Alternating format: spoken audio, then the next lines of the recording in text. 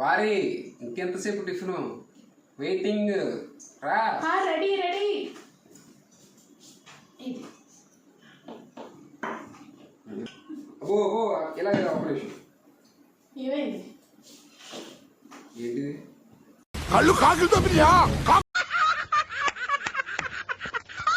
దోశ మాకు కనిపిస్తుంది. చట్నీ ఏది? ఇదిగో దబ్బకాయ, అన్నం, ఆవకాయ, కొద్ది పంచదార. చట్నీ అంటే ఏంటంటారో తెలుసా? ఎవడు తెలుసు? చట్నీని అంటారు.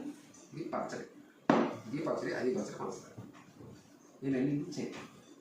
అది దోశ ఎందుకు తింటారో తెలుసా? ఆకలిస్తుంది.